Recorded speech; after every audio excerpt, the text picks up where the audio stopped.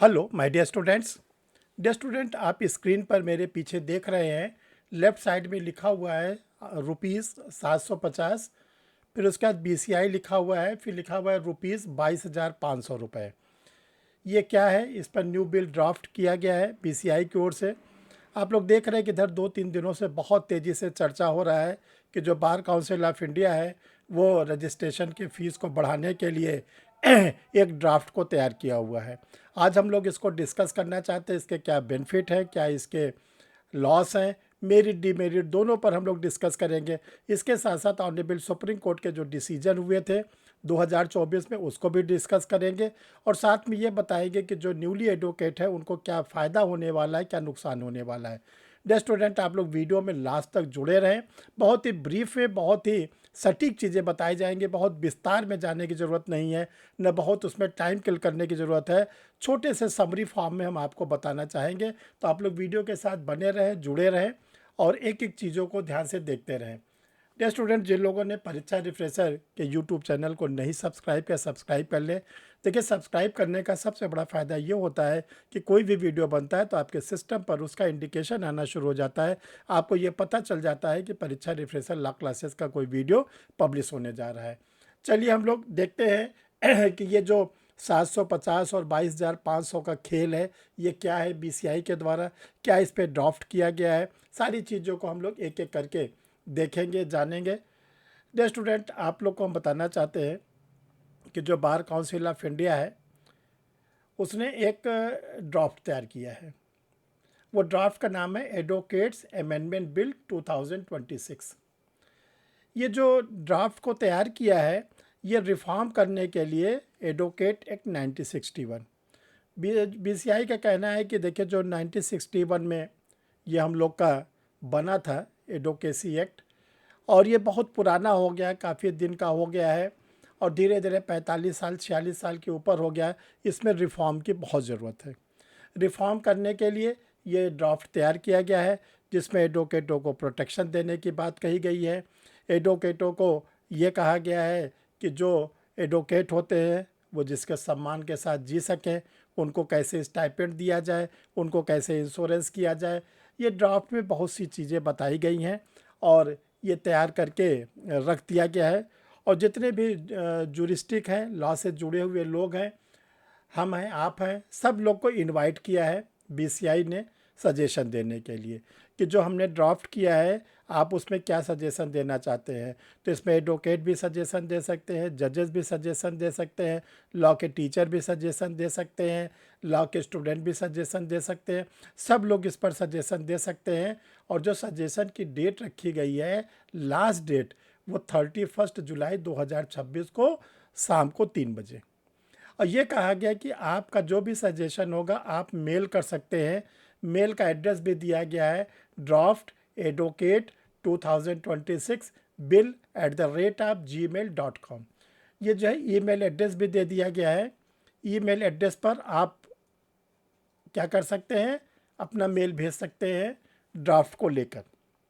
अब देखिए dear student, जो बीसीआई ने इस ड्राफ्ट में फ़ीस को, रजिस्ट्रेशन फ़ीस को बढ़ाया है, वो किया है 750 रुपये से बढ़ाकर 22,050 रुपये, 22,500 रुपये। 750 रुपये को जो इनरोलमेंट फ़ीस है, उस इनरोलमेंट की फ़ीस को बढ़ाकर क्या कर दिया है, बढ़ाकर कर दिया है 22,500 रुपये। अब आपको ये बताना चाहते हैं कोई पहली बार बीसीआई ने फ़ीस को नहीं बढ़ाया है। इसके पहले 2024 के पहले क्या होता था, डिफरेंट डिफरेंट स्टेट इनरोलमेंट के नाम पर जिसको कहते थे लूटम लूट करते थे। कोई स्टेट ऐसा था जो क्या करता था, 10,000 रुपये लेता था इनरोलमेंट के नाम पे स्टेट बार काउंसिल, यानी आपको एडवोकेट का लाइसेंस देने के लिए आपसे 10,000, तो कोई 20,000, कोई 30,000, यहाँ तक कि कुछ स्टेट 40,000 तक लेते थे स्टेट बार काउंसिल। किन लोगों से? लॉ ग्रेजुएट से अपने स्टेट में एडवोकेट के रूप में रजिस्ट्रेशन कराने के नाम पर।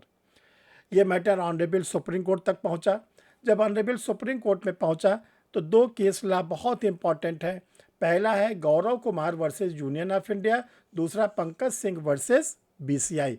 ये 2024 का केस है, 2024 का केस है। इस केस में ऑनरेबल सुप्रीम कोर्ट ने बड़ी सख्ती बरतते हुए ये डिसाइड किया कि जो स्टेट बार काउंसिल में रजिस्ट्रेशन कराने की फ़ीस है, जैसा कि एडवोकेट एक्ट 1961 में कहा गया है, ओनली 750 रुपया, इससे ज़्यादा नहीं लिया जाएगा। और जो इसका डिस्ट्रीब्यूशन होगा 600 रुपये इसमें से स्टेट बार काउंसिल के खाते में जाएगा और 150 रुपया जो होगा बीसीआई के खाते में जाएगा। ये 2024 में डिसाइड हुआ। अभी ये 24 में डिसाइड हुआ, 25 बीता नहीं, 26 में एक ड्राफ्ट तैयार कर दिया गया।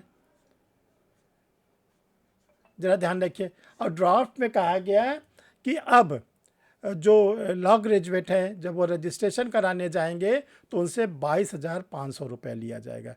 देखिए AIB 21 जिन्होंने पास किया वो तो बच गए, लेकिन जो AIB 22 है हो सकता है उनको इसका सामना करना पड़े, और AIB 23 को तो देना ही पड़ेगा अगर ये ड्राफ्ट कानून बन गया। तो आप लोग ज़रूर इसको मेल पर लिखिएगा।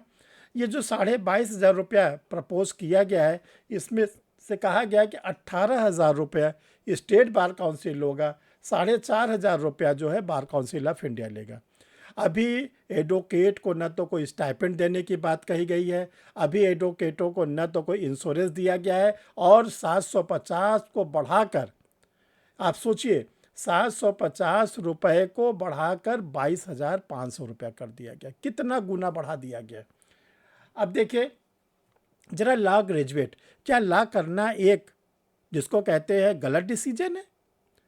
एक तो लॉ स्टूडेंट है, वो लॉ किया, उसका एम था कि हमें एडवोकेट बनना था, हमको जुडिशल ऑफिसर बनना था, हमको प्रोसिक्यूशन ऑफिसर बनना था, हमको लॉ फॉर ज्वाइन करना था, कुछ भी मोटिव लेके वो लॉ की पढ़ाई किया।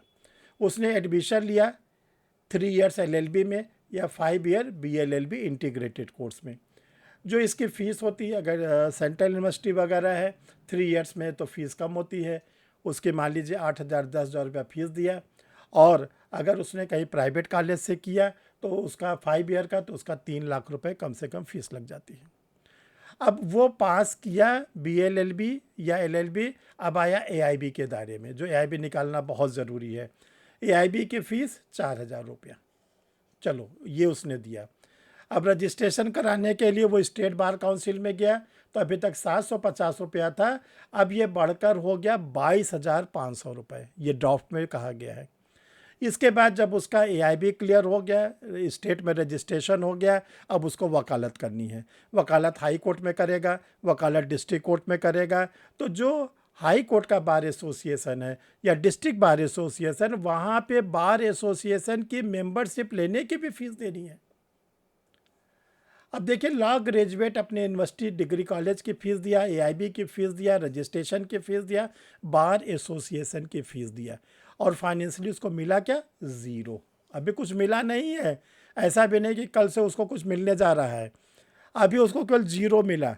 और ये भी नहीं कि सीनियर की ओर से उसको कुछ स्टाइपेंड भी दिया जाए। तो ये देखिए, लॉ के स्टूडेंट्स के साथ अच्छी बात नहीं है।